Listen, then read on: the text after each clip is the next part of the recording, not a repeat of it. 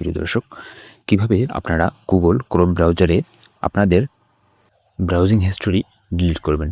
কাজটি করার জন্য আমাদেরকে যেতে হবে ক্রোম ব্রাউজারে যাওয়ার পর এখান থেকে আমাদের যেতে হবে থ্রি ডট মেনুতে যাওয়ার পর এখান থেকে সেটিংসে আসার পর প্রাইভেসি অ্যান্ড সিকিউরিটি এখান থেকে দেখতে পাচ্ছেন ডিলিট ব্রাউজিং ডাটা। এখানে ক্লিক করার পর আপনি কত দিনের ডাটা ডিলিট করতে চাচ্ছেন। আপনি যদি চান যে আপনি লাস্ট 1 আওয়ারের ডাটা ডিলিট করবেন, তাহলে এখান থেকে লাস্ট আওয়ার সিলেক্ট করে দিতে হবে। আপনি যদি চান যে লাস্ট 15 মিনিটের ডাটা ডিলিট করবেন, তাহলে 15 মিনিট। আপনি যদি চান যে গত 7 দিনের বা 24 দিনের বা গত সপ্তাহের, গত 4 সপ্তাহের, অথবা আপনি যদি চান যে সবগুলোই আপনি ডিলিট করে দেবেন, তাহলে সেক্ষেত্রে অল টাইম সিলেক্ট করে দেওয়ার পর এখানে যদি আপনি ডিলিট ডাটাতে চাপ দেন, তাহলে সবগুলি ডিলিট হবে। আমি যদি আমার লাস্ট আওয়ারের ব্রাউজিং ডাটাগুলো ডিলিট করতে চাই, তাহলে এখান থেকে লাস্ট আওয়ার সিলেক্ট করার পর এই যে ডিলিট ডাটা, এখান থেকে ডিলিট।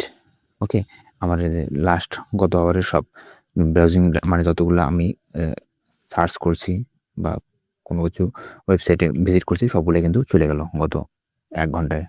এভাবেই আপনারা ব্রাউজিং ডাটা ডিলিট করতে পারেন ক্রোম ব্রাউজার থেকে।